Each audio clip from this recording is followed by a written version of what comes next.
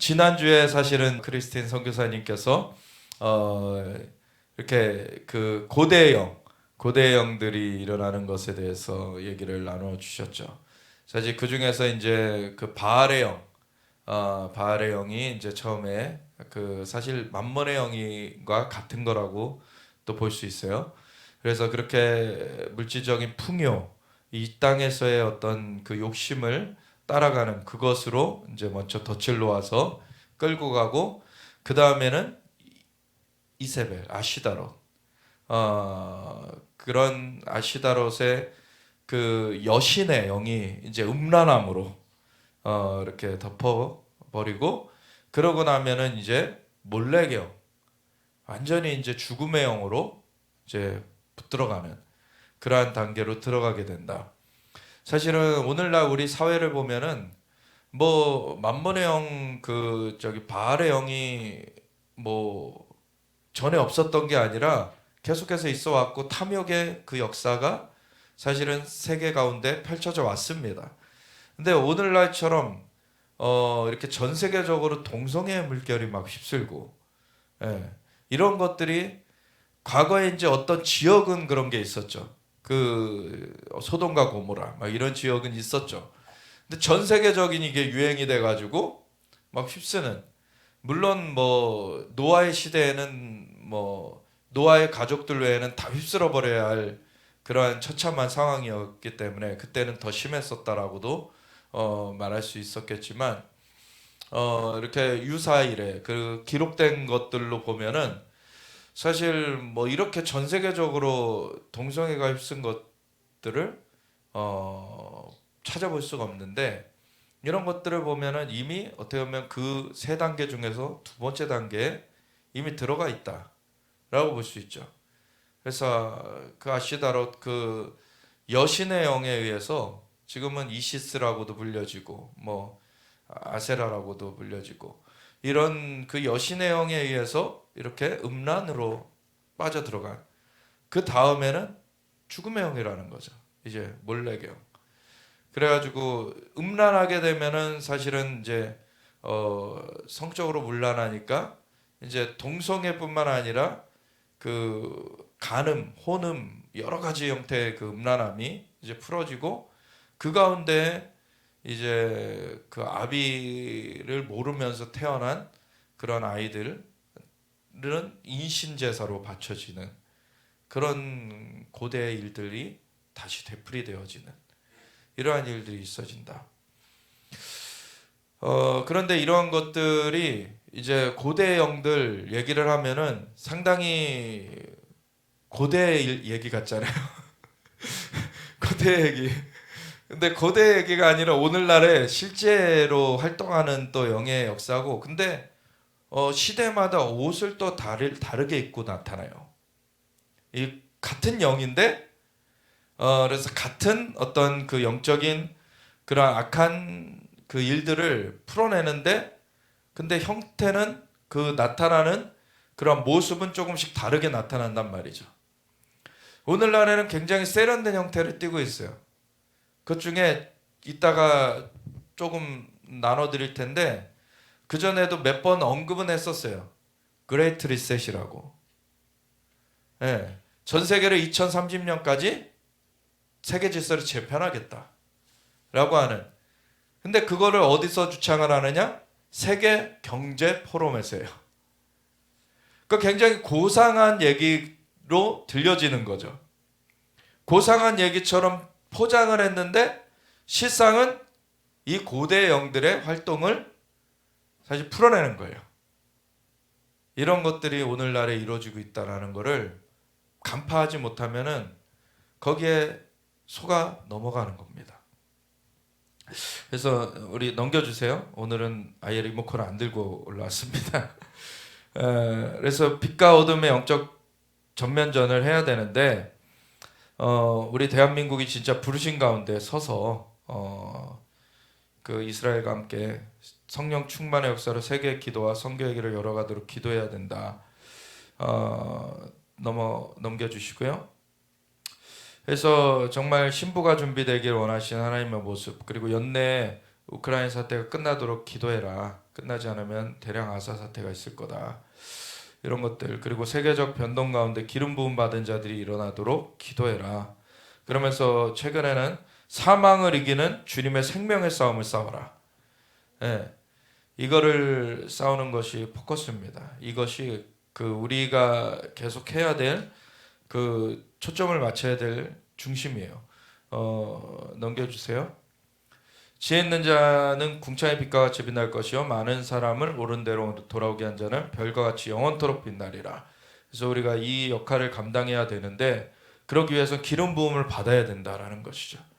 그래서 주의 성령이 내게 임하셨으니 이는 가난한 자에게 복음을 전하게 하시려고 내게 기름을 부으시고 나를 보내사 포로인 자에게 자유를 눈먼 자에게 다시 보게 함을 전파하며 눌린 자를 자유롭게 하고 주의 은혜를 전파하게 하려 하심이라. 그래서 넘겨주세요. 우선은 좀 좋은 소식은 뭡니까? 그 지난주에 우리 그 또 박성현 사님이 언급하시기도 하셨는데 사우디 그 빅딜을 이루어지도록 기도하자 했는데 지금 사우디 그 왕세자 이 빈 살만이라는 이 왕세자 재산이 2천조가 넘는데요. 근데 이번에 이 빈 살만을 만나려고 재계에서 뭐 삼성부터 해가지고 1위부터 해가지고 20개 그 재계 그 단체장이 그 기업 그 대표가 만났는데 그 기업들 전체 자산이 2천조가 안 돼요.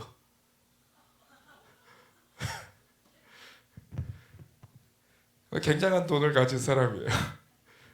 어마어마한. 우리 뭐 예전에 뭐 코미디 중에 만수르 뭐 이런 것도 있었는데 만수르에 이어서 억수르가 나오고 그러죠. 근데 진짜 무슨 어마어마하더라고요 재산이. 그러니까 미스터 에브리띵 모든 것이 이 사람으로 통한다 해가지고 미스터 에브리띵이라 불려지는 그런 자인데 2천조가 넘어요.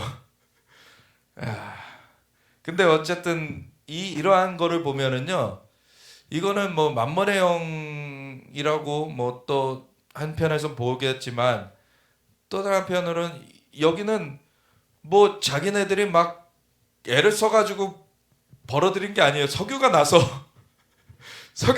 돈이 생겼어요. 예, 이거는 그냥 하나님 주신 거예요. 왜냐면은 물론 이슬람 국가고 그런데 그 전에도 박성현 사님 나눠왔듯이 하나님의 망치가 와가지고 메카를 깨트려 버릴 것이다. 아멘. 사실은 그 전하고는 다른 좀 개혁의 길을 가고 있는 사람이에요. 이 빈살만을 보면은 좀 새로운 그 국가적인 변혁을 하려고 하는 사람. 그래서 조금 기대되는 측면이 있습니다. 근데 이 빈살만이라는 이 인물이 이번에 오면서 100조의 역대 최대 빅딜을 했다라는 거예요. 제2의 중동 특수. 그래서 26개 프로젝트 투자 계약을 했는데 네옴시티라고 홍해 쪽, 홍해가 홍해 쪽에 이제 그 도시를 새로 건설을 하는데 그게 몇백 조, 660조, 660조 신도시 건설 사업이에요. 그 중에서 이제 중요한 이런 그 철도를 놓는 거를 우리나라 기업하고 같이 하기로 이렇게 양해각서를 체결을 하고 그러는 것처럼 이렇게 여러 가지 이제 양해각서를 한 20개 정도 체결을 했다 그래요. 이 다음 장에 아마 나오는데 넘어갔어요. 다음 장이 아니라 옆에 있군요. MOU 20개를 체결을 했는데 여기 내용을 보면은요. 여기 S-오일이 우선 원래는 이제 사우디 투자 기업이었는데 지금은 다른 데로 인수됐을 거예요 아마. S-오일이 단일 외국인 투자는 최대 규모의 7조 원대의 샤인 프로젝트 계약을 맺었고 그리고 현대로템과 현대로템은 철도 협력 양해각서를 체결을 했고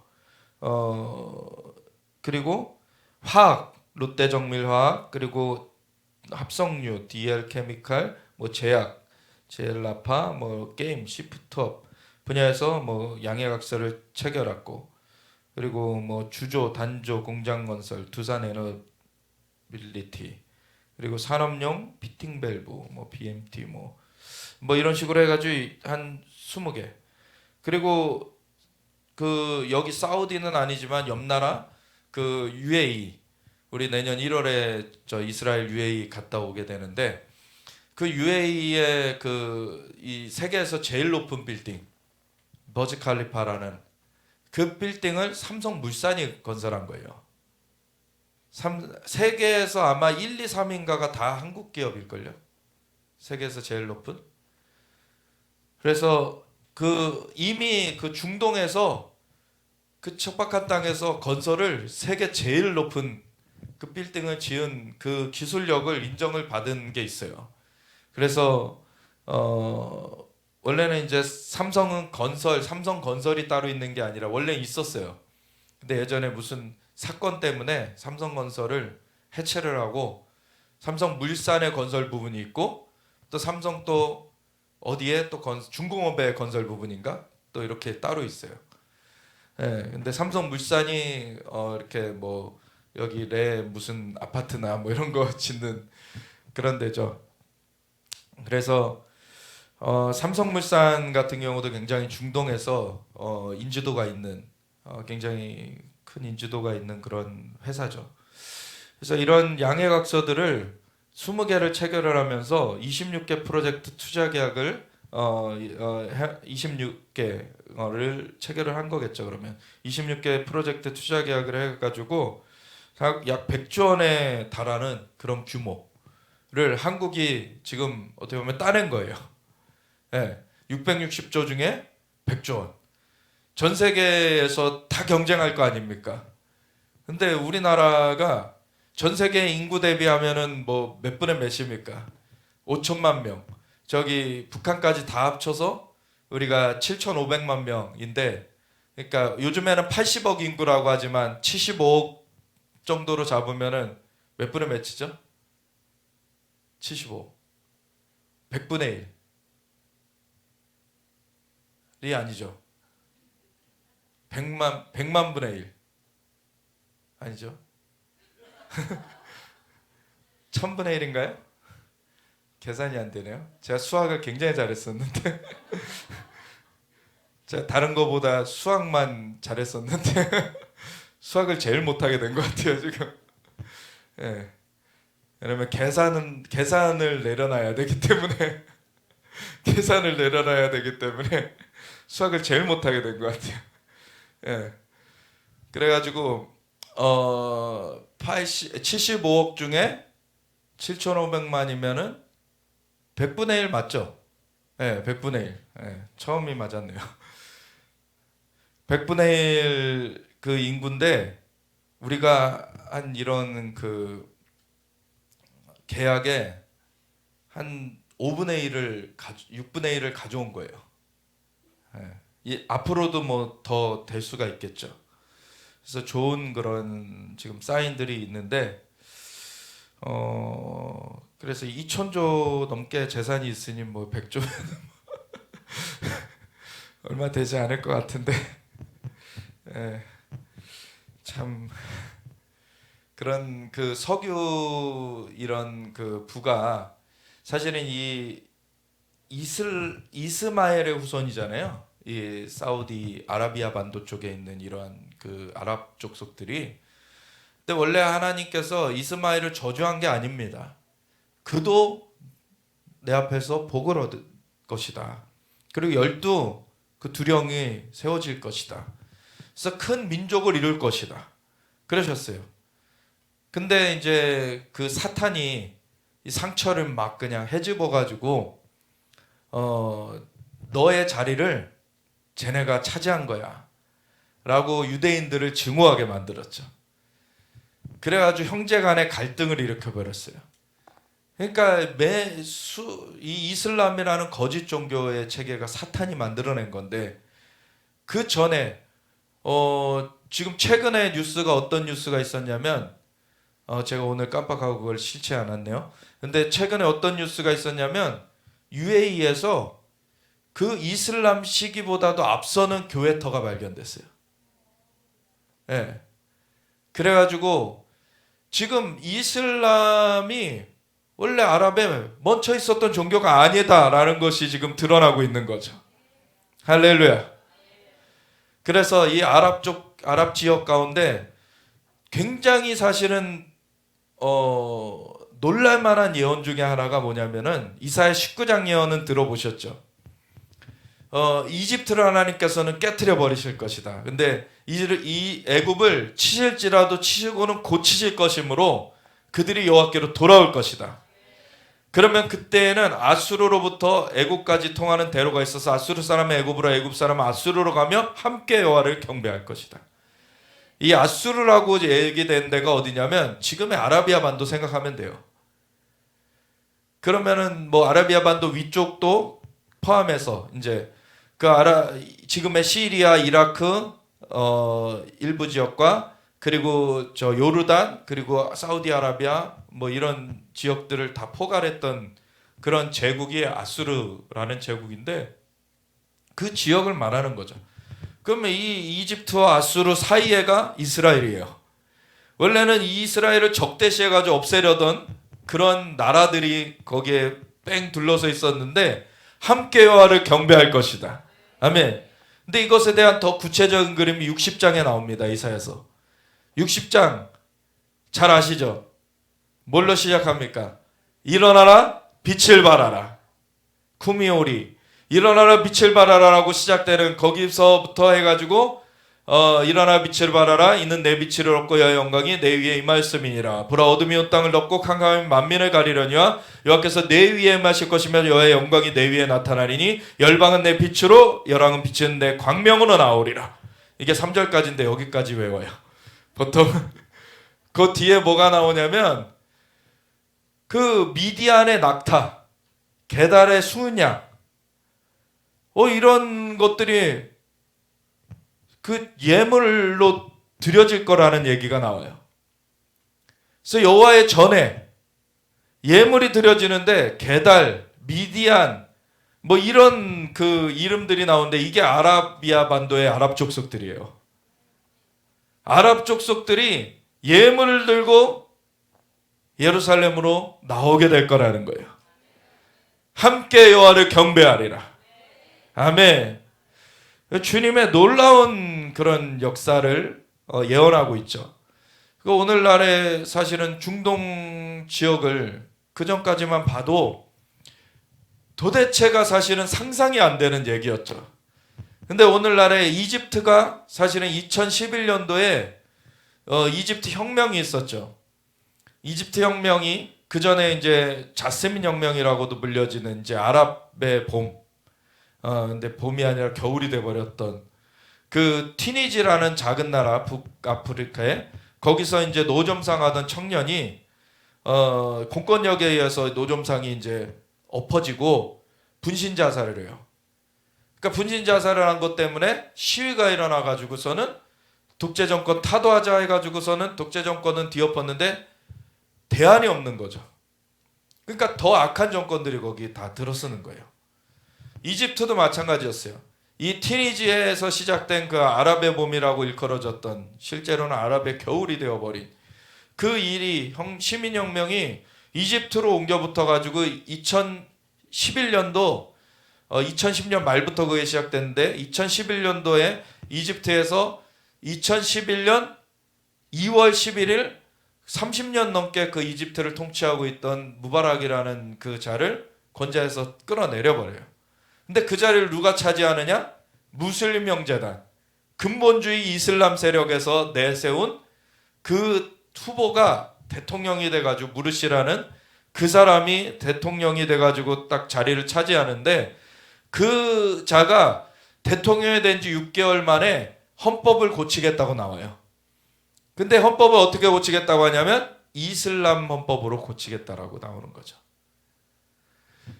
사실 이집트 하면은 이슬람 국가라고 우리가 그냥 생각을 하지만 이집트라는 나라 자체는 사실 그냥 그 헌법 체제 자체는 세속 국가입니다. 그래서 케말이라는 그 세계 1차 대전 이후에 이제 이집트도 그 새롭게 나라가 세워질 때 케말이라는 그때 그 지도자가 그 헌법을 그냥 일반 헌법으로 딱 이렇게 만들게 인도를 해요. 지도를 해요. 그래서 이 이집트에는 종교의 자유가 헌법상은 있습니다. 그래서 특별히 또 이집트에는 2000년 된 콥틱 기독교인들이 있죠. 콥틱 기독교인들은 그 예수님 시대부터의 그 연결성이 있기 때문에 그들은 2000년이 된 거예요. 2000년이 됐는데 지금은 대단히 종교화되어 있긴 하죠. 근데 그들의 인구가 이집트 인구의 10%입니다. 그래서 콥틱 기독교인들은 그 기독교 종교 활동이 보장돼 있어요. 근데 단 개종시키지 마라. 이런 그 제한을 가하는 거죠. 다른 사람들 개종시키지 마라. 어쨌든 그 10%의 기독교 인구, 콥틱 기독교인들이 있고 카톨릭 아닙니다. 거기는 그냥 콥틱 기독교는 오히려 개신교 쪽하고 물론 뭐 형태적인 종교적인 형태 자체는 카톨릭하고도 비슷한 면들이 많아요. 종교의 이런 게 또 많아가지고. 근데 이제 개신교하고 더 이제 연관될 수 있는 여지가 있습니다. 그런데 그 콥틱 기독교인들이 10%가 있고 그리고 그 외에 뭐 많은 사람들이 무슬림이긴 하지만 그냥 세속적인 무슬림들이에요. 그냥 뭐 날 때부터 무슬림 가문이라고 해가지고 그냥 자기네들 무슬림인 줄 알고 사는 거지 그렇게 강하게 이슬람 교리를 따르거나 이렇지 않습니다. 그런데 이제 무르시라는 사람이 이슬람어법으로 바꾸겠다라고 하니까 또 시민봉기가 일어나요.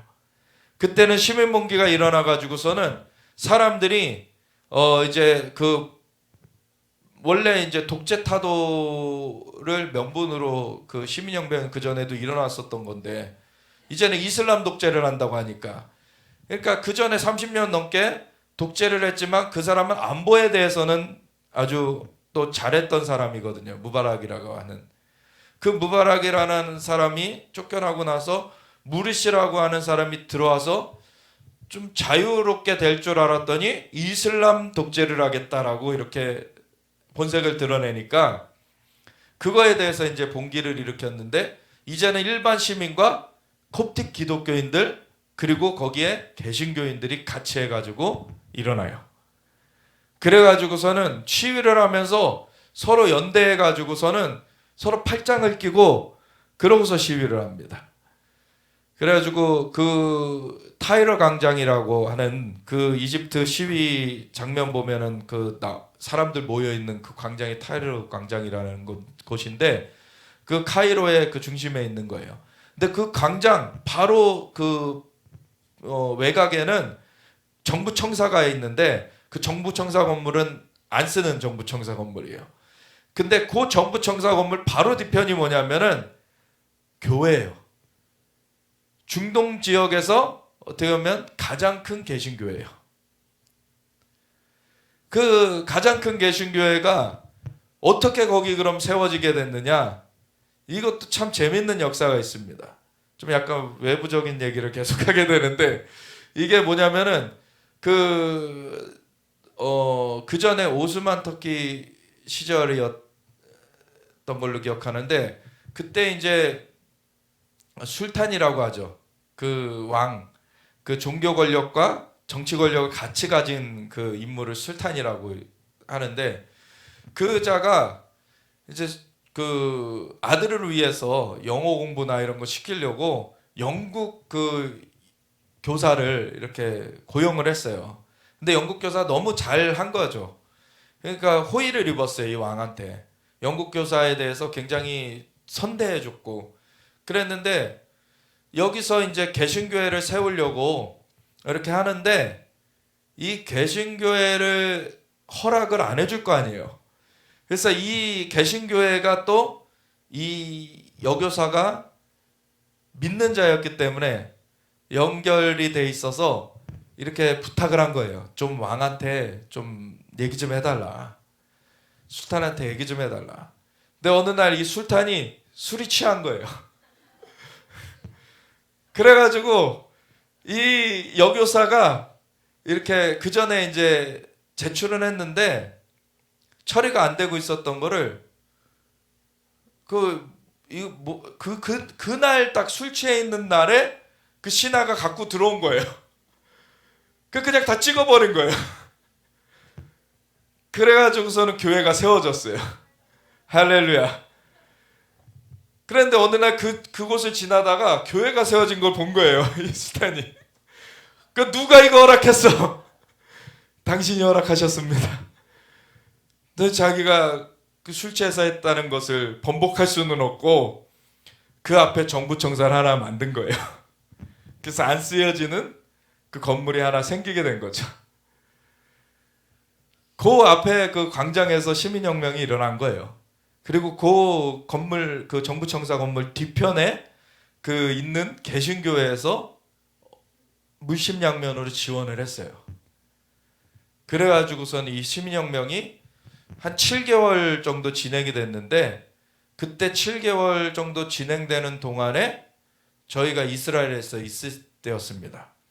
그래서 이제 이집트 소식도 가까이 듣고 그랬는데 그때 그 수카탈레 그 예루살렘 24시간 기도의 집에 거기서 있었는데 새벽 파수를 하면서 한국 분들은 이스라엘 가면 이스라엘이 한국보다 시차가 6시간이 늦기 때문에 우리나라 시간으로 거기서 살면은 새벽 3시 기도를 아주 수월하게 할 수 있어요. 네. 그래서 새벽 3시부터 6시 파수를 거기서 했습니다. 네, 아주 쉬워요. 그냥 한국 시간으로 그냥 살면 돼요, 거기서.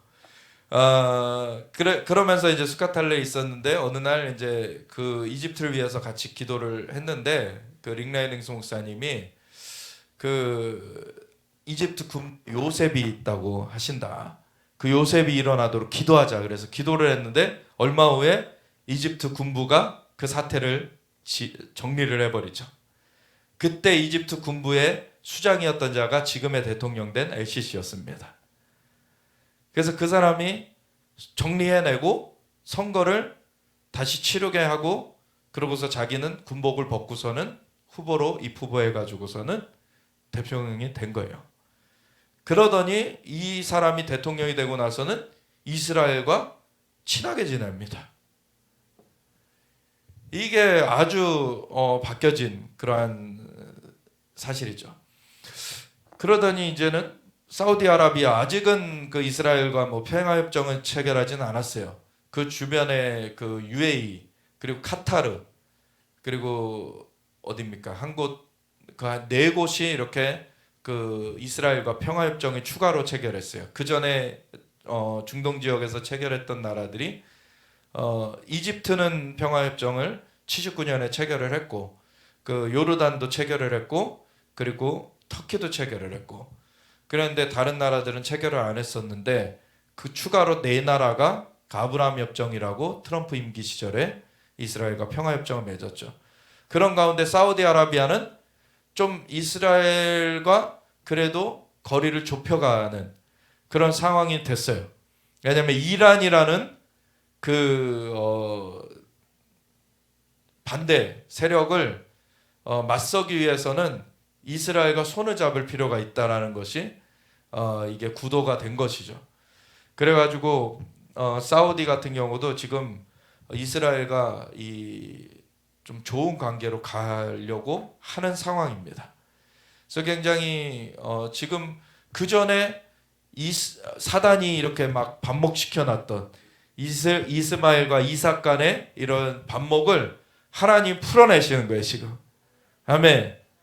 그래서 이게 이란 같은 경우 그 전에 얘기 드렸죠. 이스마엘의 후손이 아니라고. 거기는 아랍 족속이 아니라고. 아예 족속이 달라요. 근데 하나님께서 이제 이스마엘 후손과 이 이삭의 후손 사이에 지금 하나님이 화해가 이루어지게 하시는, 이게 참 놀라운 일입니다. 사실은 아버지는 같잖아요. 아버지는 아브라함으로 똑같잖아요. 그래서 한 그 가정에 사실은 이렇게 형제인데 이렇게 반목하게 마귀가 이간질했던 거를 하나님께서 되돌려 놓고 계시는, 치유하고 계시는, 이게 참 놀라운 오늘날의 역사의 현장인 것입니다. 그래서 굉장한 일이 일어나고 있는 거예요. 그런 가운데 지금 사우디 빈살만 2,000조가 넘는 재산을 가진 사우디의 왕세자가 와가지고 우리나라에 이제 좋은 지금 소식이 있었다라는 것을 처음에 이제 전해드리고, 우리가 기도해오고 있고 계속 우리나라가 부르신 가운데 계속 우리 저 중동까지 주님의 다시 오시는 길을 준비하도록 우리 계속 기도해 가야 되는데, 이런 비즈니스 협정이 이루어지는 게 굉장히 좋은 교량 역할을 합니다. 예. 그래서 우리나라 그 전에 지금 아직까지는 그게 본격적으로 시작은 안 됐지만 이미 한 10년도 더 전에 하나님께서 우리 박성기사님한테 어떤 걸 보여주셨었냐면, 이스라엘의 남부의 사막 지역이에요. 이스라엘 남부는 네게부 사막 지역. 그 네게부 사막 지역이 막 공사가 이루어지고 거기에 도시가 개발이 되는 걸 보여주시면서 거기에 회당이나 이런 것들을 한국 건설사가 지어주는 거예요. 근데 성경에 오바댜서에 보면은 이런 말씀이 있어요. 스바랏 사람들이 네겝 성읍을 얻겠다. 스바랏이라는 것이 지금의 스페인이에요. 스페인에 지금 그 아직 귀환하지 못한 그 유대인들이 150만 명이 있어요. 그들이 이주를 하려면은 넓은 땅이 필요하죠. 네겝 지역의 도시가 건설돼야 되는 겁니다. 이런 것들을 하나님께서 이루시는 거예요. 하나님 말씀대로 행하십니다. 하나님이 창조주시고 하나님이 역사의 주권자세요. 그리고 이 중동 지역도 바꾸고 계세요. 아멘. 그래서 석유는 하나님이 이스마엘한테 선물을 주신 거예요. 그래서 이스마엘이 이렇게 부해진 게 뭐 어떤 딴 일 해가지고 벌어들인 게 아니죠. 그냥 석유 나가지고서 그거 팔아가지고 부해졌어요. 근데 그거 갖고서는 이스라엘을 뭐 적대시하면서 그거를 잘못되게 써왔는데 이제는 그것이 돌아오는 것입니다. 그래서 예물을 들고 이스라엘로 가게 될 것입니다. 아멘. 그래서 넘겨주세요. 지금 그리고 우리가 그 우크라이나전이 이제 종식되도록 멈춰지도록 우리가 기도했는데 그 종전 위에 나서야 된다라는 것이 계속 소리가 나고 있다는 것을 지난 시간에도 나눴었죠. 넘겨주세요. 그런데 이런 얘기, 미어샤이머 교수라는 분이 시카고대 정치학 석좌 교수인데 한국일보 주최 2022 코리아 아시아 포럼에서 영상을 통해 발언하고 있는 그 발언한 내용을 여기 이제 기사화한 건데, 뭐 제목은 뭐 김정은 핵포기 한다면 미쳐버릴 것 그리고 우크라이나 전쟁 몇 년 더 간다 뭐 이런 식으로만 딱 써놨는데, 내용이 뭐냐면 이런 거예요. 미어샤이머 교수가 이 17일 날 미중 대립과 한국의 선택을 주제로 열린 2022 콜아시아 포럼에서 현재 국제 정세를 이같이 진단했다. 미국과 중국, 러시아가 대립하면서 두 개의 매우 위험한 상황이 동유럽과 동아시아에서 각각 펼쳐지고 있다. 이건 뭐 우리는 계속해서 얘기해 왔던 그 내용이죠. 바로 우크라이나와 중국, 북한인데, 미어샤이머 교수는 현실주의 국제관계 이론의 대가로 꼽히는데, 그는 구소련 붕괴 당시 우크라이나의 자발적 핵포기가 안보를 위협할 것이라고 정확히 짚었었고, 그리고 또 미중 패권 경쟁도 예측을 했고, 저서 강대국 국제정치의 비극을 통해 국제정치의 냉혹한 현실을 적나라하게 파헤쳤던 그런 인물이에요. 그래서 이날 대담은 이동성 고려대 정치외교학과 교수가 진행을 했는데, 뭐라고 얘기를 하냐면, 우크라이나를 보면 미국이 러시아와 사실상 전쟁을 벌이고 있고, 동아시아 상황을 보면 미국과 중국이 전쟁을 하는 시나리오도 더 이상 상상 속에만 머물지 않게 됐다. 그래서 지금 저 동유럽 쪽에서는 러시아와의 전쟁, 지금 이 동아시아 쪽에서는 중국과의 전쟁, 지금 이렇게 우선은 얘기를 하고 있는 건데, 이에 미국은 러시아를 편으로 끌어들여 중국을 견제해야 하는데 트럼프가 그렇게 해왔었죠. 그래서 잘 한 거예요, 트럼프가. 근데 지금 완전히 바뀌어졌어요. 우크라이나 전쟁 때문에 정반대로 가고 있다는 것이다. 그는 미국은 유럽에서 안보 부담을 줄이기 위해 최선을 다해야 하지만 러시아와 등을 돌리고 러시아를 중국의 품으로 밀어넣고 있다. 오히려 반대의 그런 현상이 일어나고 있다는 것이죠. 그리고 우크라이나 정황에 대해서 암울한 전망을 내놓았는데 그는 미국, 우크라이나, 러시아 모두에게 매력적인 협상안을 제시할 수 있는 사람은 아무도 없다. 그리고 이에 충돌이 됐을 뿐이 없는 상황이기 때문에 그래서 교착 상태가 수년간 지속되며 전쟁이 계속될 가능성이 높다. 그냥 몇 년 더 간다라고 확정적으로 얘기한 거 아니에요. 제목을 그렇게 뽑아놔가지고. 그런데 그럴 가능성이 있다. 근데 이런 얘기를 해요. 여기서 제가 주목하려고 싶은 게 이건데 푸틴 대통령이 물러나도 상황은 달라지지 않을 것이다. 왜냐하면 푸틴의 후임자가 푸틴만큼 강경하거나 매파적이라는 증거가 많다. 이 얘기 우리 계속 해왔었죠. 그냥 푸틴 제거한다고 끝날 얘기도 아니다. 이건 러시아가 이 전쟁의 영으로 이미 일어나 버렸기 때문에 이거 빨리 협상해가지고 끝내야 된다. 이 얘기를 계속 해왔잖아요. 그 푸틴의 후임자가 푸틴만큼 강경하나 매파적이라는 증거가 많고 오히려 더 강경할 수 있다. 더 강경할 수 있다라고까지 분석을 하는 거예요. 그리고 우크라이나를 겨냥한 러시아 핵무기 사용도 배제할 수 없다는 거예요. 그래서 이런 것 위험 가운데 있다. 그래서 미국이 유럽에서 눈을 돌려 아시아 중국에 집중해야 한다. 왜 러시아를 깨워놨냐 이거죠. 사실은 러시아를 제가 그 전에 한번 한상도 나눠드렸었죠. 작은 곰이 그냥 그 동네에서 자꾸 놀던 곰이 위협을 당하니까 오히려 커져가지고서는 이제 참 다른 지역까지 이렇게 위협하는 그러한 일이 있게 되는. 지금 참 미국이 이상하게 가는 상황이에요, 사실. 그리고 오히려 이 동아시아 같은 경우에는 대만, 남중국해, 동중국해를 미중 전쟁의 발발할 우려가 높은 곳으로 지목을 했는데 분쟁 지역이 존재한다는 것은 양측이 충돌할 가능성을 의미한다면서 중국 본토가 아닌 해상이기 때문에 핵무기 사용도 상상하기 쉽다. 오히려 유럽 쪽보다는 더 핵무기를 쓰기 쉬운 조건이다라는 거예요. 이 동아시아 같은 경우에. 아직은 다음 주에 나눌지 모르겠는데 우리 박성현 사님이 그 얘기를 하더라고요. 지난주에 한번 나누긴 했었죠. 그 중국의 동쪽 지역, 동북 지역 쪽에 핵 폭발 같이 이렇게 폭발이 일어나는 거가 보여졌다. 그러면 우리 과거의 동북 삼성 지역, 그 우리 원래 그 만주 땅이라고 하는 그쪽 지역이 우리 한국의 원래 땅이었죠. 그런데와의 경계가 생길 수 있죠.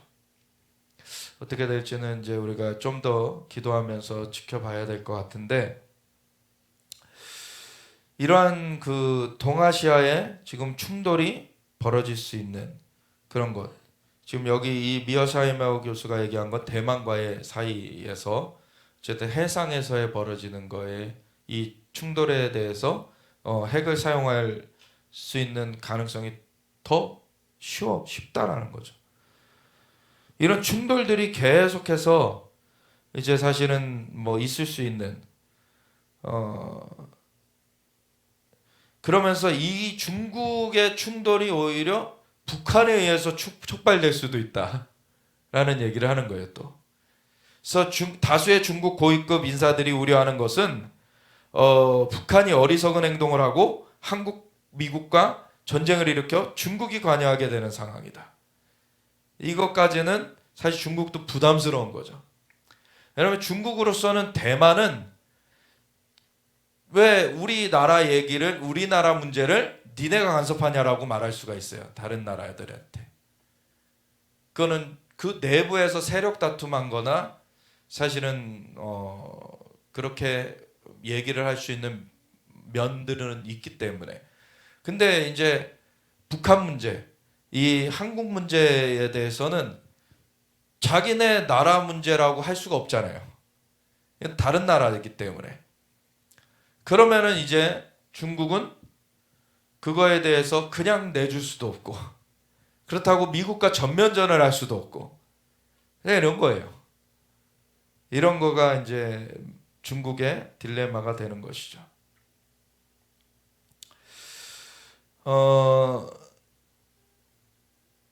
그런데 김정은이 핵을 포기할 가능성은 희박하다라고 보고 있어요. 왜냐하면 뭐 리비아의 카타피, 이라크의 사담 후세인, 그들이 뭐 핵이 있었으면 그렇게 축출됐을까라고 김정은은 생각할 거다 이거예요. 그러니까 김정은은 절대로 핵을 포기하지 않을 거다 이런 얘기를 하는 거죠. 그래서 지금 충돌이 동유럽 지역하고 지금 동아시아 지역하고의 굉장히 이 충돌의 위험이 큰 지역들인데, 이미 뭐 동유럽은 충돌이 일면 진행되고 있고 동아시아도 충돌이 진행될 그 여지가 많고, 그런데 그거를 이제 그쳐지게 하기보다는 지금 젤렌스키라는 인물은 우크라이나의 대통령이라고 하는데 오히려 우크라이나 국민을 방어한다기보다는 지금 전장에 희생되게끔 많이 만들어가고 있어요. 물론 국토를 지켜야 됩니다. 그러려면 나토에 대한 발언을 철회하고서는 바로 그거 취소한다, 우리 그렇게 안 하겠다라고 했으면 사실 러시아가 침략할 명분도 없어졌어요. 근데 그렇게 하지 않았죠. 오히려 침략하게끔 불러들였어요. 나토의 발언은 러시아로서는 명분이 될 수뿐이 없어요. 나토라는 것 자체가 구소련 시절 그 미국과 소련의 냉전 시절에 그 소련을 적대시하면서 만들었던 게 나토기 때문에 러시아로서는 그 나토가 자기 앞마당까지 들어온다는 것을 허용할 수가 없는 거죠. 그러니까 EU에 가입한다 그랬으면 문제가 없었을 거를, 그건 경제 공동체이기 때문에. 근데 경제, 정치 이런 쪽으로만 했으면 괜찮았는데 군사 기구를 들이겠다고 하니까 이거 러시아로서는 그에 대해서 계속해서 경고했고, 러시아로서는 그거 한다 그러면은 우리는 조치를 취하지 않을 수 없다, 이런 식으로 계속했죠. 근데 젤렌스키가 그걸 계속 주장을 하면서 러시아가 그냥 침략하게끔 만들었다라고도 볼 수 있어요, 사실. 이따가 그 이유를 좀 볼 겁니다. 오늘은 러시아가 막 핵 사용 못하게 선제 타격 나서야 된다, 막 이런 소리나 하고 있고. 넘겨주세요. 그러면서 이런 최근에는 러시아가 우크라이나 전역을 공습하는 가운데 폴란드에도 미사일이 떨어져서 2명이 사망을 했는데, 초반에는 모든 언론들이 러시아 미사일이 폴란드에 떨어졌다 이렇게 보도를 했어요. 근데 이게 굉장히 큰 얘기가 되는 게 뭐냐면, 우크라이나는 나토 가입을 희망하지만 나토 가입 국가는 아니에요. 그래서 이 우크라이나 국가 공격을 받는다고 나토가 개입할 일이 아니에요. 근데 폴란드는 나토 가입 국가입니다. 폴란드가 공격을 받게 되면은요, 나토는 사실 그 규약상 자동 개입되게 돼 있어요. 그럼 러시아가 진짜 폴란드를 공격한 거면은 나토와의 싸움이 되는 거예요, 이제. 그러면 세계 3차 대전입니다. 근데 젤렌스키가 이걸 부추기는 듯한 모습이에요, 보면. 처음에는 러시아 추정 미사일이라고 보도가 됐지만 얼마 후에 사실 확인을 하니까 러시아가 쐈다고 믿은 S-300, 그 기종은 분석이 됐는데 폴란드에서 분석을 한 거예요, 폴란드가. S-300인데 궤적을 볼 때에는 러시아로서 왔을 확률은, 러시아에서 왔을 가능성은 없다. 아마 우크라이나 방공 미사일이 떨어진 것 같다. 그래서 폴란드도 우크라이나에 뭐 책임을 묻지는 않겠다, 이런 식으로 그냥 발표를 했어요.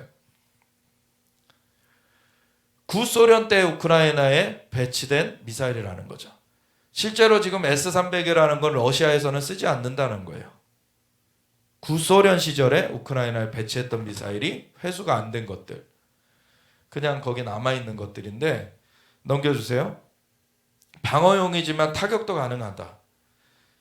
저는 사실 그 대공미사일이라고만 처음에 봤을 때는 대공미사일을 그럼 요격을 했는데 이게 그 목표를 요격을 못하고 떨어졌나 보다 이렇게만 생각을 했어요. 근데 이게 지대지 미사일로도 쓰일 수 있다는 거예요. 땅을 아예 겨냥해서 쏠 수도 있다는 거예요. 폴란드 떨어진 미사일에 긴장을 했는데, 왜냐하면 나토가 개입하느냐 이 문제이기 때문에. 직접 군사적인 개입을 하느냐. 러시아 공격, 근데 나토에서 발표를 했죠. 러시아 공격을 막으려도 우크라이나군 무기다. 이 우크라이나의 국경선에서 6km뿐이 안 떨어져 있기 때문에 굉장히 가까운 지역에 떨어져서 여기 뭐 국경 마을에 미사일 2발이 떨어져서 2명이 숨지는 그런 일이 된 것인데, 이거에 대해서 이제 발표를 한 거죠. 이렇게 그랬는데 미국은 그래서 평화 협상해야 된다 이렇게 가고 있는데, 우크라이나는 끝까지 마이웨이라는 거죠. 폴란드에 떨어진 미사일 놓고서는 이제 미 나토와 우크라이나 사이에 그 결론이 달라요. 지금 젤란스키만 러시아가 쐈다라고 고집을 하고 있어요. 젤란스키만. 그거는 뭡니까? 러시아가 쐈다라고 몰아붙이면 나토가 개입해라 이 얘기잖아요. 그럼 세계대전이에요. 그러니까 이 젤렌스키라는 사람이 굉장히 위험한 짓을 하고 있습니다. 지금. 물론 러시아가 침략한 거 악한 거예요. 근데 아까도 얘기했듯이 러시아가 침략하게끔 계속 그걸 부추겼던 게 또 젤렌스키예요. 그리고 지금 평화 협상을 할 만하면은 이거를 오히려 안 하게끔, 못 하게끔 하고 있는 사람이 젤렌스키예요. 계속 그 이상한 짓을 계속하는 게 참 뭔가 이 사람이 있다라는 생각을 했죠. 그래서 이런 그 견해 차이가 대립하고 있는데, 넘겨주세요. 젤렌스키가 폴란드 낙하 미사일 러시아 것이다. 미국도 그리고 나토도, 그러니까 이 젤렌스키만 빼고는 다 지금 이거 우크라이나 것이야 얘기했는데, 젤렌스키만 러시아 것이라고 자꾸 우겨대는 거예요. 지금 공식적으로 발표하기를 이 서방 지정에서 이건 우크라이나 거다. 넘겨주세요. 그래서 이러한 얘기를 명확하게 발표를 했는데도 젤렌스키는 주장을 굽히지 않고 있어요. 넘겨주세요. 그런 가운데 이제 전쟁은 계속되고 있죠. 그러면 지금 이제 러시아는 어떤 전략을 쓰고 있습니까? 전력망 파괴를 계속하고 있어요. 우크라이나에. 지금 겨울이 오는데 전력망이 파괴되면은 국민들은 너무나 고통스럽게 지금 고통에 처하게 돼 있어요. 근데 젤렌스키는 그런 거는 지금 생각을 안 하고 본인의 입지만 중요해. 지금 보니까 이 수상한 인물이라는 거예요. 그래서 우리가 이스라엘을 위해서 기도하지만 이 젤렌스키가 유대인이라고 해서 무조건 옹호하지 않습니다. 잘못된 건 잘못된 거죠. 유대인 중에서도 잘못된 사람들이 있으니까. 근데 하나님께서 이스라엘을 쓰시겠다는 것은 변함이 없습니다. 그 중에 이렇게 떨어져 나온 사람이 있다고 이스라엘이 끊겨지는 건 아니죠. 이 사람은 사실은 우크라이나를 어떤 분은 전 세계에서 제일 부패한 나라다라고까지 얘기를 해요. 그래서 거기에 이제 그 이권 집단이 완전히 그 이권을 장악하고서는 그 올리가르라는 그 정치 그 지도자 그룹이라고 하는 거기서 완전히 이권을 장악하고서는 그거를 이제 부패로 완전히 자기네들이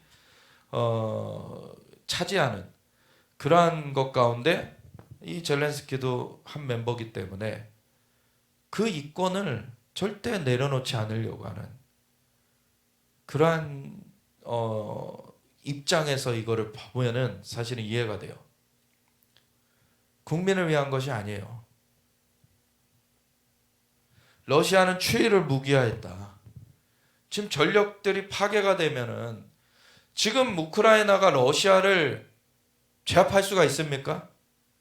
그 중에 몇 개 조금 이제 더 이제 차지하냐 마냐의 그 정도 상황이지 이 러시아를 제압할 수는 없어요, 사실은 우크라이나가. 그러니까 이제 꾸미는 게 뭡니까? 아까 그 미사일 사태처럼 자기네들이 자기네 진영에서 쏜 미사일이 폴란드에 떨어진 건데 그걸 러시아가 쐈다라고 해가지고서는 나토를 끌어들이려고 한 것이었죠. 근데 그건 실패했어요. 지금 넘겨주세요. 근데 이것이 이유입니다. 사실 우크라이나는 그레이트 리셋 실험실이었다. 제가 이제 살펴보다가 이게 이 믿는 분인데 보니까 아콜로제 이분 블로그에 이렇게 정리를 잘 해놓으셨더라고요.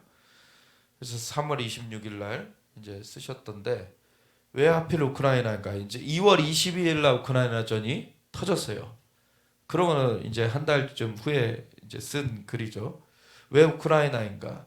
우크라이나에서 촉발된 전쟁은 그 땅에 초토화를 가져오고 있지만 일부 관측동들은 이 나라가 세계경제포럼의 그레이트 리셋의 많은 특징들을 시행하는 실험장이었다고 전한다. 이 사건은 독일 뉴스 사이트인 보체블릭의 줄리안 세른타너에 의해 다음과 같은 제목의 기사에서 소개되었다. 우크라이나는 글로벌 기술 엘리트들의 훌륭한 리셋 연구소다. 리셋을 실험하는 장이라는 거예요. 여기가. 무슨 일이 있었냐면 이 디아라는 이것이 있는데 이 저자는 세계 급진적인 구조조정을 추진하는 글로벌리스트들은 오랫동안 우크라이나에 주목해왔다고 지적한다. 왜냐하면 여기는 이제 이미 부패의 그 카르텔이 딱 형성돼 있으니까 거기를 통해서 하면은 실험실로 쓸 수가 있잖아요, 사실. 젤렌스키 대통령의 적극적인 지원으로 미 국방성의 바이오 무기 연구소의 메카가 되었을 뿐 아니라 미 국방성의 바이오 무기 연구소의 메카가 되었을 뿐 아니라 디지털 네트워킹을 통한 국민 감시 체제가 시범적으로 도입된 국가였다. 이 국민 감시 체제가 바로 DER예요.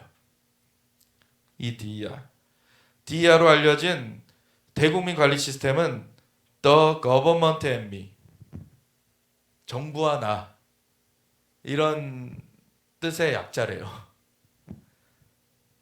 젤렌스키가 취임한 지 얼마 되지 않아 국가 디지털 혁신부 MDT가 결성되어 스마트폰에 기반한 플랫폼을 만드는 임무를 시작했다는 거예요. 이 젤렌스키가 취임한 지 얼마 되지 않아서. 그리고 디아가 그로부터 1년 만에 개발되어서 2020년 2월에 출시되었어요. 2020년 2월 하면은 어느 때입니까?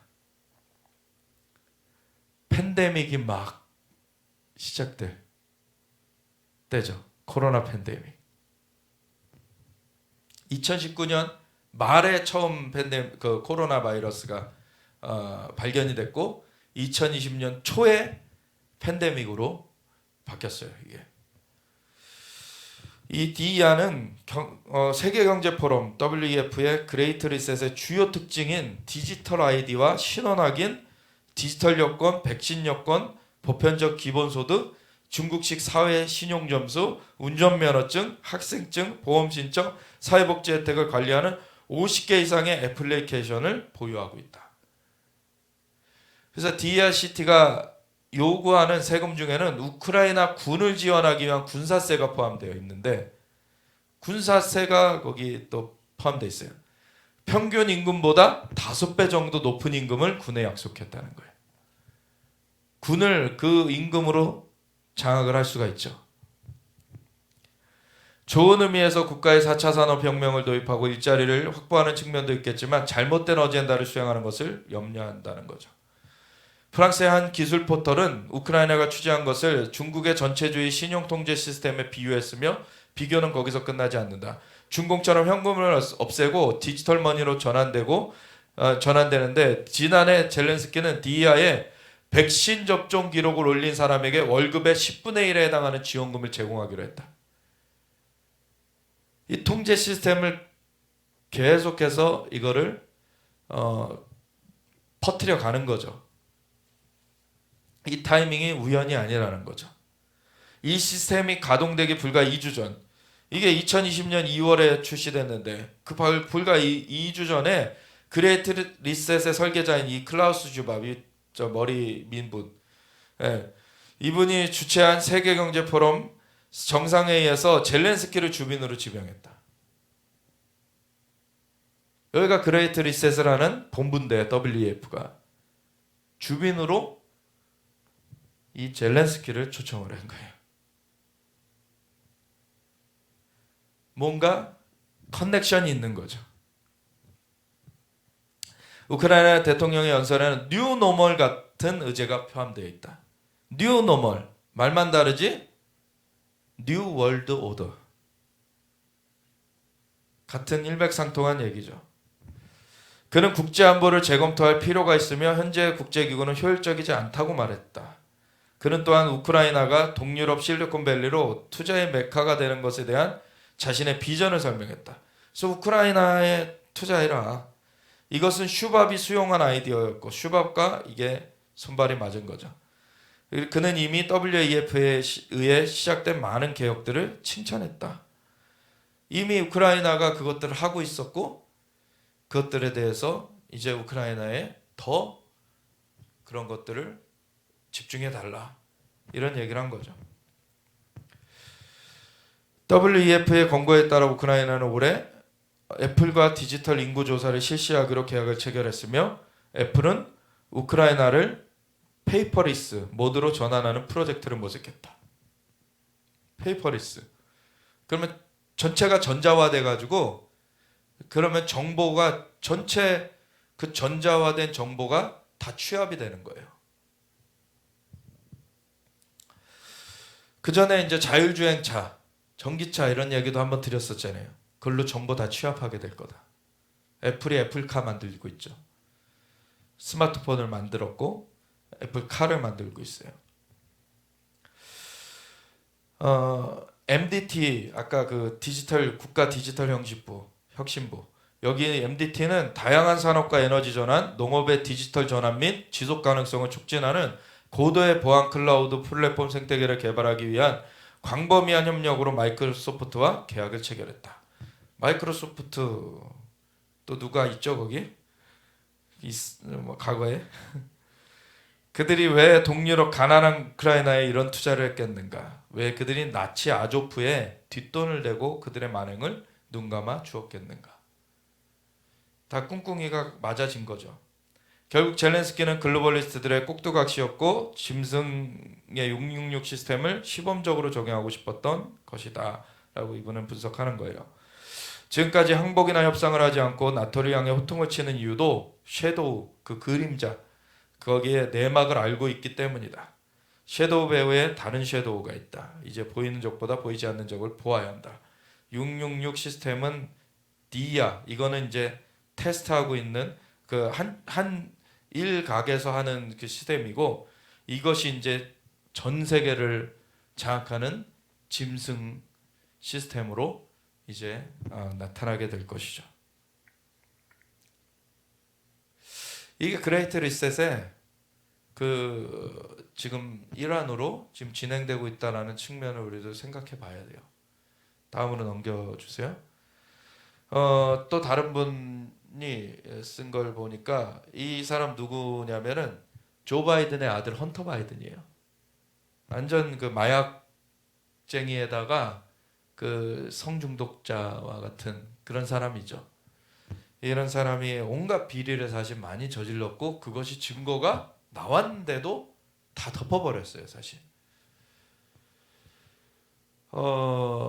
뭐 팬데믹, 생물무기 개발, 우크라이나 분쟁, 네오나치, 백신 접종, 집단 살인, 인구 조절, 딥스테이트, 그레이트 리셋, WEF, 제3차 세계 대전 뭐 이런 걸로 쭉 이제 그 주제들을 딱 나열을 했는데 이분이 요 연도별로 이 무슨 일이 있었는가를 잘 정리를 했더라고요. 그래서 이걸 따왔는데 1991년에 이제 소련이 붕괴가 되면서 이제 구소련 국가들을 위해 생물 무기를 포함한 소련의 대량 살상 무기를 통제 감축하기 위한 넌거 프로그램을 개시하는데 이 생물 무기를 이제 대량 살상 무기를 이제 통제 감축하겠다라는 거죠. 미 국방부의 국방위협 감축국 DTRA가 이 프로그램의 주요 실행자로 지명되었는데 그로부터 2년 후인 93년에 대량 살상 무기 확산 방지에 관한 우크라이나 미국 사이의 협정이 체결되었고 그리고 나서는 이제 2005년에는 우크라이나 보건부와 미 국방부 DTRA 간의 생물 무기 개발에 사용할 수 있는 기술, 병원체 및 노하우 확산 방지에 관한 협정에 대한 추가 프로토콜이 서명되었다. 이것은 우크라이나군의 생물학적 무기를 만들 수 있는 잠재력을 미국 전문가들에게 이전하는 것이 시작되었다. 이제 생물학 무기가 이제 넘어가게 되는 거죠. 그래서 2000년 이후에 미국의 대형 군수산업 기업들이 우크라이나에서 군사용 생물 무기 개발 활동에 종사해 오고 있다는 거예요. 그래서 2005년부터 2014년 사이에는 미 국방부 소속의 DTRA 하청업체인 블랙앤 비치 스페셜 프로젝트는 당초 주장대로 우크라이나가 보유한 군사용 생물학 무기 인프라를 없애는 대신에 이거를 실험을 했으면 없애고 이거를 종결을 시켜야 되잖아요. 근데 없애는 대신에 우크라이나에서 8개 생물무기 실험 연구소를 구축 및 업그레이드했다. 시설 중 하나인 오데사의 생물무기 실험 연구소는 생물무기로 테러 공격에 사용될 수 있는 병원체 연구를 위해 2011년부터 자금을 지원받아 왔다. 2007년에는 미 국방부 소속 직원 나탄 올프라는 사람이 생물학 회사인 글로벌 바이럴 포캐스팅 인스티튜트를 설립했는데 설립 전관의 명시된 업무는 중국을 포함해 국경을 초월한 간염병에 대한 비상업적 연구 기업이고 2009년에는 뭐 존 캐리 미 국무장관의 의보다드 크리스토퍼 하인즈와 현 미국 대통령의 아들인 헌터 바이든 여기 이 사람 이름이 이제 나오기 시작하죠. 이 자들이 어떤 미국 정계의 그 딥스테이트라고 하는 그쪽 진영의 이러한 그 굵직한 인물들의 그 자녀들 그런 사람들에 의해서 이 로즈먼트 세네카 파트너스라는 이 회사가 설립이 돼요. 이 설립된 것이 있었고 또 우크라이나에 이제 반체제 쿠데타가 발생해서 2014년에 그때 이제 그 친러시아 정권이 끝나고 반러시아 정권이 들어서게 된 거죠. 그러면서 이제 헌터 바이든은 우크라이나 에너지 회사인 부리스마 홀딩스의 이사회에 합류를 했는데 2014년 그 같은 해 전염병 위험성 연구를 전문으로 하는 민간 기업인 메타비오타가 글로벌 바이러에서 분리가 되고 헌터 바이든의 회사인 로즈먼트 세네카 파트너스의 직원인 닐 켈러한과 존 드로크가 메타비오타의 이사회에 임명되었다. 그러니까 지네끼리 자꾸 돌고 돌면서 이렇게 계속 회사를 엮어가는 거죠 지금. 그러면서 이 환경을 엮어가는 거예요. 글로벌 바이럴과 메타비오타는 미 국방부로부터 연구 자금을 지원받기 시작했어요. 그리고 메타비오타, 브리마홀딩스 그리고 이런 걸 통해서 엄청난 프로젝트들을 이제 막 진행을 시작해요. 그리고 2016년에는 우크라이나 나치의 우선인 미국 시민권자 울라나 나디아 수프란이 우크라이나 보건부 장관 권한대행으로 임명이 되면서 이후로부터 국방부와 우크라이나 보건부의 협력 프로그램이 크게 확대되었다. 그리고 신종플루가 이미 여기 생물무기 실험연구소에서 퍼졌었고 그리고 앤드류 웨버 전 미국 국방부 차관보는 메타비오타의 글로벌 파트너십 부서장으로 임명이 되었는데 이 국방부하고도 다 연결이 되어 있는 거죠. 그리고 글로벌 바이러스 창업자 이 나탄 울프의 지원하에 에코헬스 얼라이언스는 중국 우한 소재 바이러스 연구소에서 박쥐로부터 전파된 코로나 바이러스의 기능 획득 연구에 참여하고 있다. 코로나까지 연결이 되는 거예요, 이렇게. 참. 그리고 뭐 코로나 발발을 했고 뭐 전쟁이 터졌고 뭐 이런 식의 이제 지금 상황이 된 거죠. 넘겨주세요. 그러면서 또 다른 글에서는 이렇게 얘기를 해요. 이미 이제 이 마이크 슈밥이라는 클라우스 슈밥이라는 이 인물이 이미 그레이트 리셋은 시작됐다라고 얘기를 해요. 그래서 이거는 이 사람이 얘기를 하는 거고 지금 어떻게 하면 대탈주를 할 수 있는지 생각하라는 거죠. 그래서 코로나19 바이러스의 대유행은 현대사회에 유사점이 없다. 우리는 결정적 순간에 처해 있다. 이 클라우스 슈밥이 책도 냈는데 코비드-19 그레이트 리셋이라는 그 책에서 우리들 중에 수많은 사람들이 언제쯤 정상으로 돌아올지 숙고하고 있다. 짧은 답변은 절대로 돌아오지 못한다. 그레이트 리셋을 해야 할 것이기 때문에 자기네들이 그런 얘기인 거죠. 네. 그래서 이 시진핑을 또 연설자로 초청을 했어요. 시진핑을 올해 1월 2022년 올해 1월에 스위스 다보스에서 열린 그 세계 경제 포럼의 그 개막 연사로 시진핑을 초청을 해가지고 시진핑이 이런 말을 했죠. 주요 경제는 세계를 하나의 공동체로 보고 있고 재정 및 통화 정책의 목표, 강도, 속도를 조정해야 한다. 결국에 이 공산주의, 사회주의 이런 기반을 사실은 드리는 거예요. 그러니까 이제는 통제 시스템은 결국엔 사회주의와 맞닿을 수뿐이 없어요. 국가가 관리하겠다 이거예요. 정부가 관리하겠다 이거거든요. 그러면은 이제 개인의 자유가 아니라 개인의 재산이 아니라 이제는 정부의 컨트롤을 받아라. 근데 그 정부는 개별 국가의 정부가 아니라 이제는 세계 정부가 나올 거다. 이거죠. 그래서 우리는 사회적 계약을 재정해야 한다라는 그런 얘기를 하는 거예요. 그리고 도서출판 행사에서 이 슈밥이 우리는 단기에서 장기로 주주의 자본주의에서 이해관계자 자본주의로 이동하고 있다고 생각했다. 이해관계자, 소수의 몇 명이 주무르는 거예요. 결국엔. 지네가 신이 되고자 하는 거예요. 결국 하나님을 대적하는 물결이죠. 그래서 기독교를 싫어하고 그렇게 기독교를 적대시하는 겁니다. 중국 같은 시스템이에요. 사실은 중국은 정부에서 모든 그런 기업들을 컨트롤하고 정부가 통제를 하죠. 그런 것을 전 세계적으로 하겠다라는 거예요. 넘겨주시면. You know, you did that great video on the reset where I own nothing and I am happy. That was the creepiest video. I have to say, I want you to bring that up. I would love you to talk about that. And I do have that. I did grab that sound clip.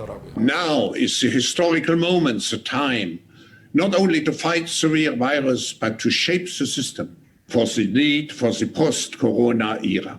In short, we need a great reset. Can you talk about that? I own nothing, and I'm as happy as I could possibly be. Yeah, well, it's their vision for the future, and they and we're talking about the World Economic Forum, just to be a little more clear on this. IMF, the global elite, you can throw them all in there. And what I found fascinating when I was doing the research for that is when I Googled it initially, you know how the search results in Google tell you kind of like the title, like the code title or something like that, and sometimes you click on it and it's a different title. Yes. So I noticed that the title of that was something alarming, like I can't recall, like what the future or what 2020 or what 2030 is going to look like or something like that. And I clicked on the actual title, and it was much more mellow, let's say. I'm like, that's odd. So I did some more searching, and I found that the original article was on Forbes with the original title, and that they changed the title and then put in this disclaimer. I'm like, obviously what happens, they got so much blowback from that they did all these things. But prior to that, they never had a disclaimer. And the disclaimer said, oh, this isn't our vision of the future. We're just using this as a thought experiment. Like, okay, well, why didn't you have that in the original blog post, right? And also, if you read not just that one, but multiple posts on their site and the IMF, you start putting all these pieces of the puzzle together. But basically, they're central planners, Lynette. They're central planners. And so their ideal is for communist Russia, let's say, from a standpoint of they own the housing, the government owns the housing. They even talked about not even owning your own clothes, and then having the cloud, which all of the information, whether it's the transactions that you're doing on a daily basis, your thoughts, even your dreams, being collected, and I'm assuming they collect them by some sort of microchip. And if you think I've got the tinfoil hat on here, I totally can see where you're coming from, but just go to their website and read it yourself. It's right there. It really is. So everything's going into the cloud, and then I think their game plan, and they haven't stated this explicitly, but you can kind of connect the dots, is to have all of this information go to the cloud. There's a tremendous amount of data in real time, and then have artificial intelligence kind of crunch all of the data, and then be able to allocate those scarce resources so to a point where they won't need prices. You see, if you and I were in charge, if the World Economic Forum came to us, let's say, and said, Lynette, George, you guys are the experts, we need you to come up with a game plan on how we could make communism work, right? Obviously, you and I would tell them to pound sand, but let's just say that we are going to kind of whiteboard that out, just for a thought experiment or whatever. That's what I do. That's exactly what I do. Because you look back at what happened in Russia and why it went south. That's that price scare we talked about. And so I would say, okay, Lynette, what we need is everyone to have an account with the Fed or the central bank, because we need all of those transactions. We need to understand where people are spending their money, what they're spending it on. We need to understand that in real time. So the billions of transactions that happen in the United States daily, we need that coming in to the cloud in real time. Then we need to hopefully get people's their thoughts, and then for healthcare, we need to get the chip to send us their heart rate and everything, so we can determine if we have to provide healthcare, who gets the healthcare and who doesn't, right? And not only that, but we can determine by the chip if you've been eating too much sugar, and if you've been eating too much sugar, for the greater good, we're going to cut you off from buying sugar for the next 6 months because you're part of the healthcare system, and for the greater good of society, we're not going to allow you to eat those donuts anymore. You see, and then I'd say by 2030, artificial intelligence will be so powerful that if we collect all this data in real time, artificial intelligence will be able to allocate resources and manage the economy better than individual human beings could back in the day of free market capitalism. And obviously, those aren't my words. Right. I think this would be a disaster. But if you're just asking me how I would make it happen with the greatest chance of, or the least probability of economic collapse from communism, that's kind of how I'd wave the magic wand. So I would assume that their goal, well, I know their goal is central planning. They're explicit in that. So, how do you get from A to B? Exactly. And everything that they're doing now with the central bank digital currencies, it all plays right into that. And again, I don't want to say that I'm definitively certain this is their game plan. I'm really trying Right. This to is just what they're putting. understand They what they're are actually out, putting and out me just there. trying to connect Right. the dots the best way that I can. 사실 2030년까지 이 artificial intelligence, 이 인공지능이 엄청나게 발달이 되고 모든 정보들이 취합될 수 있는 시스템이 깔려지고 그러면 이거를 그냥 일반 개인의 지성으로서 이길 수 있을까요? 그건 못해요. 영성이 있어야 이길 수 있는 거예요. 그러니까 진짜 기름을 준비해 놔야 되는 겁니다. 지금 준비해 놓지 않으면 그때 가서 방법이 없어요. 지금 이게 현실화되고 있다는 거예요. 지금. 다음으로 넘겨주세요. 다음 편은 2편인데 넘겨주세요. 이거는. 네. 여기서 이 당시 그레이트 리셋이 이렇게 얘기하는 거예요. 그 월드 이코노믹 포럼에서 WEF에서 당신은 아무것도 소유하지 않아도 행복할 것이다. 이렇게 포장을 해가지고 사람들을 미혹하는 거예요. 그럼 공유 경제라는 얘기 많이 돌죠. 그러니까 옷이 내게 아니에요. 그게 뭐 내가 원하고 싶을 때 원하는 옷을 입고 또 갖다 놓고 편한 것 같죠. 내 것이 없어지는 거예요. 이제 그렇게 되면 다 컨트롤 되는 거예요.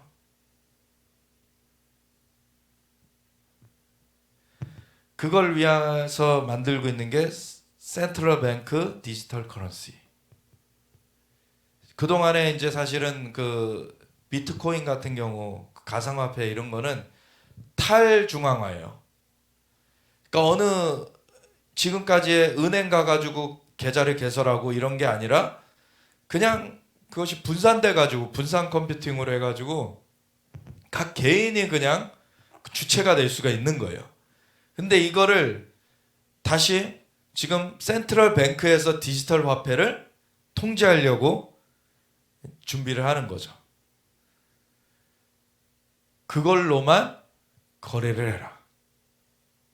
이제 가상화폐들 금지시킬 거고 이제 그 중앙화폐만 이제 인정하게 되는 그런 시기로 갈 겁니다. 그러면서 이 가상화폐가 이제는 전자화폐인 거잖아요. 전자화폐니까 전자신분증을 하고 전자적인 수단들을 도입을 하는 거죠. 이런 순서로 가는 거예요, 지금. 디지털 신분증 아이디에 뭐 보험, 의료보험 기록도 있고 건강 감시기기 데이터도 있고 전화번호, 은행 계좌 뭐 모든 그런 정보들이 다 들어가게 되고요. 누구한테 투표했는지 선거도 다 통제되는 거예요, 이제. 개인 온라인 활동이 디지털 신분증과 연계되게 되고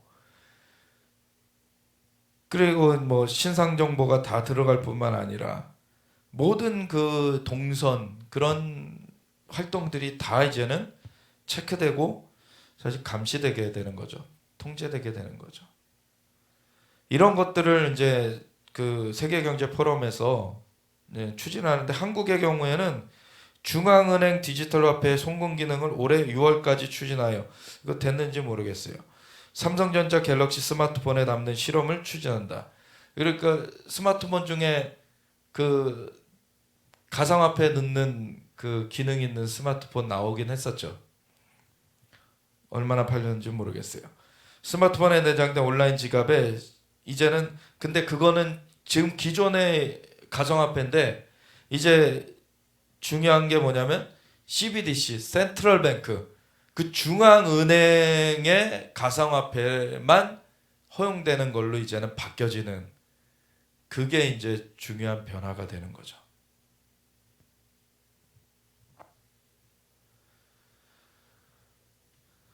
그래서 CBDC 도입 결정되면 바로 발행하도록 준비하고 있다. 한국은행 부장이 그런 얘기도 했고 그 기존에 은행 신용사가 중간에 있었는데 이것도 필요 없다는 거예요. 이제 중앙 그 컴퓨터에서 다 해버린다.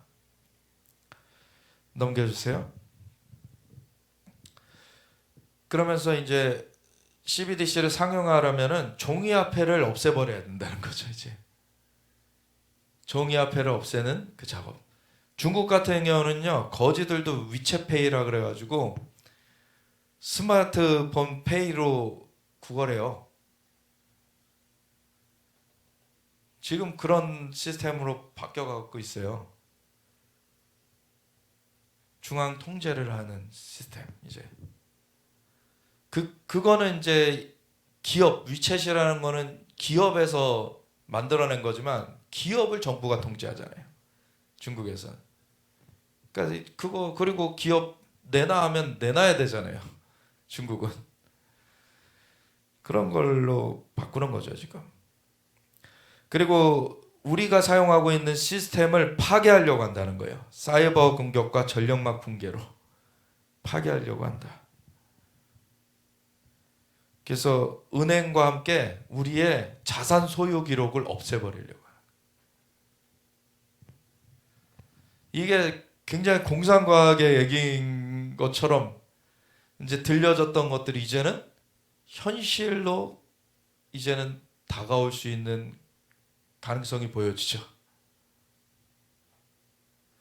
이게 이제 광고, 월드 이코노믹 포럼에서 광고하는 건데, You will own nothing. 아무것도 소유하지 않는데 당신은 행복할 것이다. 다 뺏어가겠다는 거예요.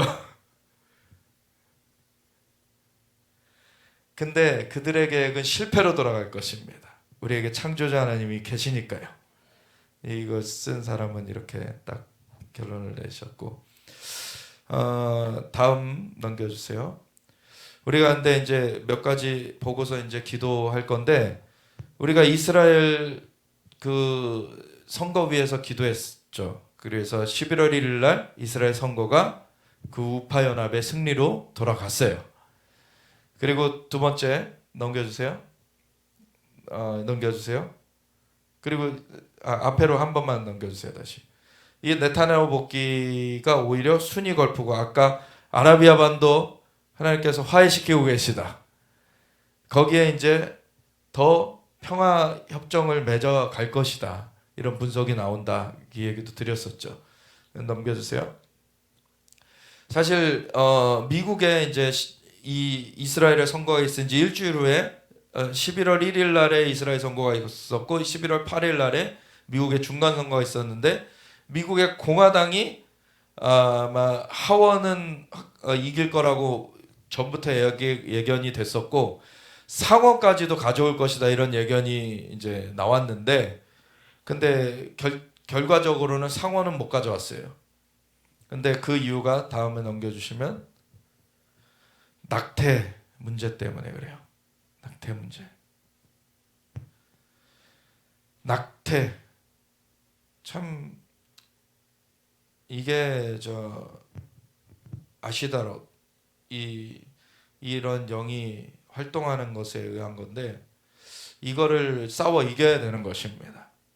예. 근데 미국이 이제 공화당이 하원은 차지하면서 하원 의장이었던 낸시 펠로시는 쫓겨나게 됐죠. 그래서 이 큰 걸림돌을 하나 제거를 한 거예요. 예. 그래서 미국이 앞으로 더 이제 미국의 근데 그 언론들이나 이런 데는 다 사실은 거의 대부분 저쪽이잖아요. 그러니까 뭐 이번 계기로 트럼프가 뭐 책임을 면하기 힘들게 됐다, 막 이런 식으로 막 기사를 써냈어요. 근데 트럼프가 지지한 사람들의 86%가 당선이 됐어요. 근데 자꾸 뭐 몇 명 찍어가지고 뭐 이제 뭐 트럼프가 지지한 사람들이 당선이 안 됐다, 그래서 그 패배의 원인이 트럼프에게 있다, 막 덮어씌우는 그런 기사들을 쭉 냈거든요. 그 트럼프를 굉장히 경계를 하는 거죠, 저쪽에서는. 트럼프가 그만큼 위협적으로 저들을 대항해서 싸워왔기 때문에. 그래서 트럼프라는 사람이 다시 돌아오는 것에 대해서 굉장히 사실은 그 저쪽도 경계를 하고 있습니다. 그런데 트럼프가 지금 이제 2024년 대선에 다시 나오겠다 딱 선언을 했죠.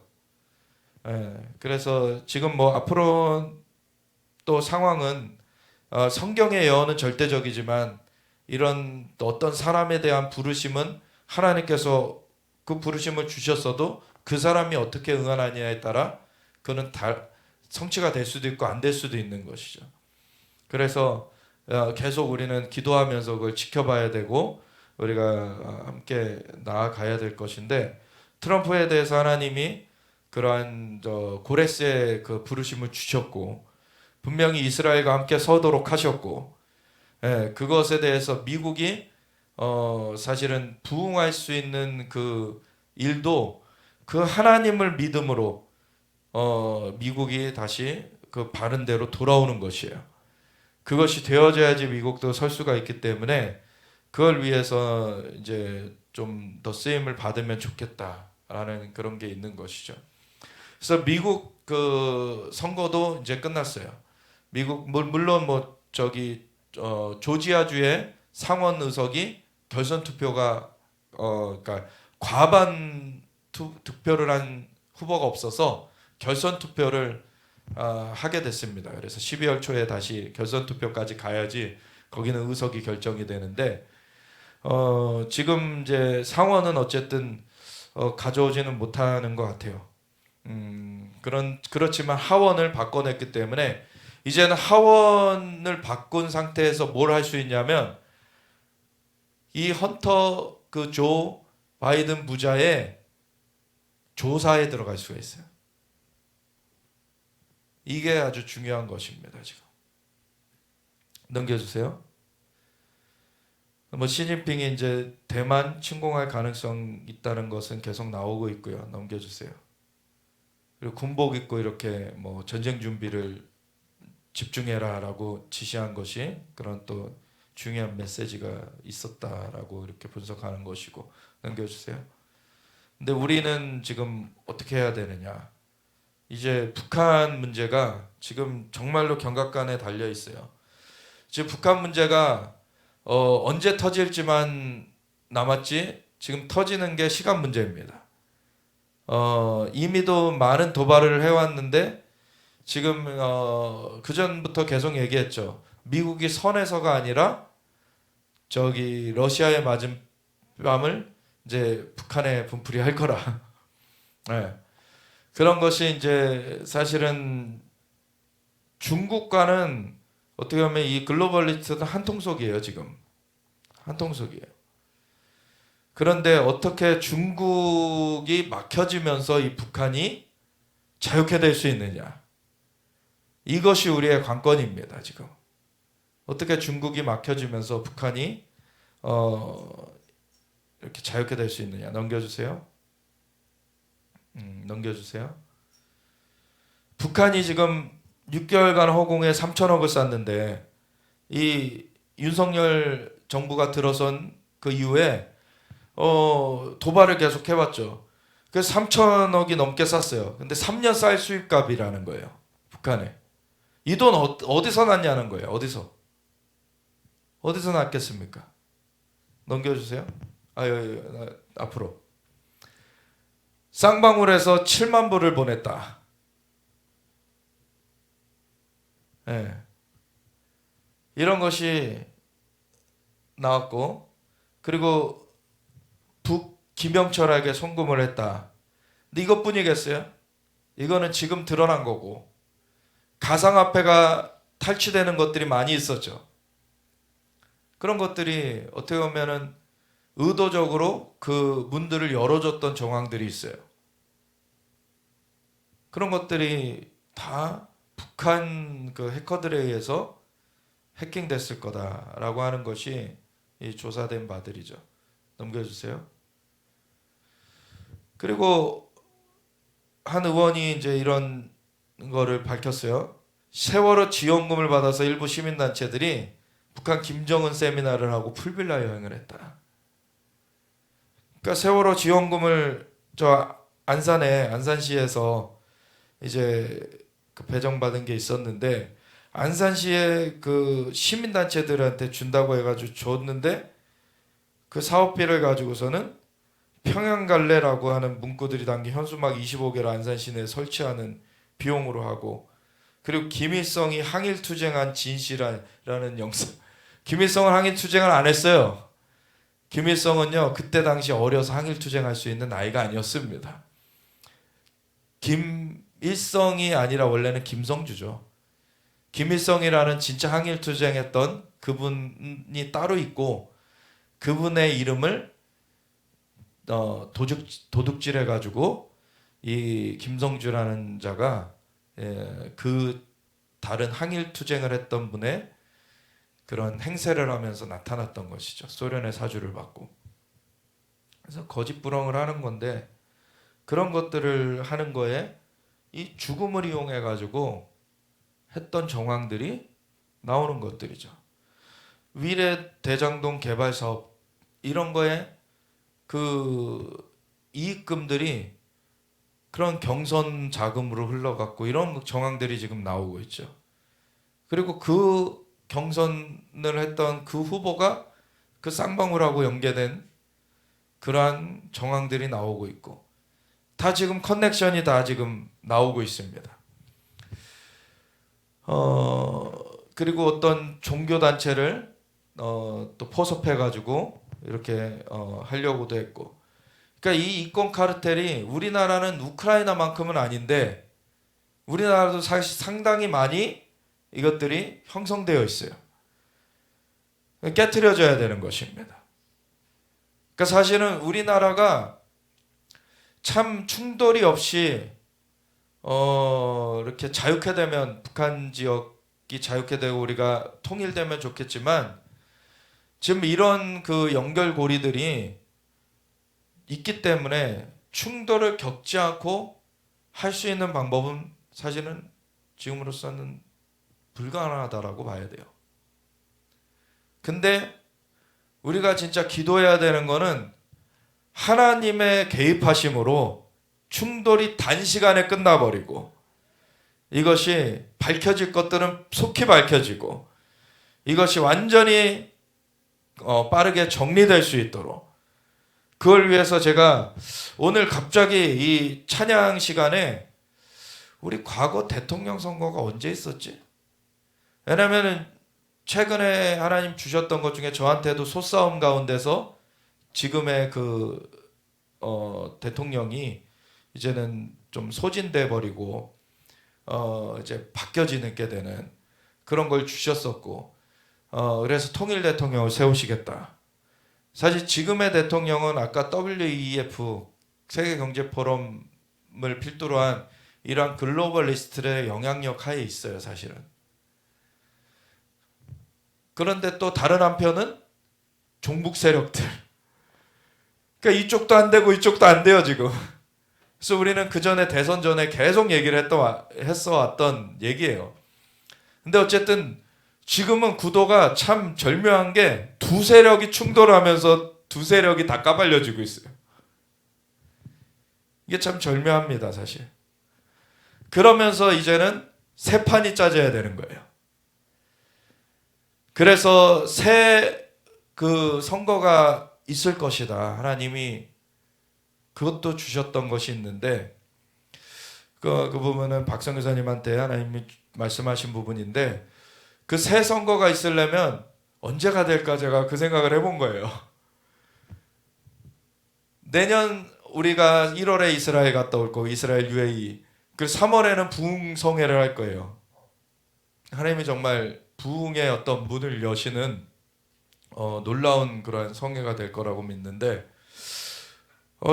그래서 그 전일까 후일까 뭐 계속 생각하고 있었는데 찬양 중에 그 전에 대통령이 언제 바뀌었지? 언제 바뀌었는지 기억하세요? 12월이요? 아니 바뀐 거 딱 임기가 바뀌어진 거 4월? 5월은 저기 탄핵 사태 이후로 바뀌어진 거고요. 2월도 아니에요. 2월 25일이에요. 2월 25일부터 임기가 시작되게 돼 있었어요.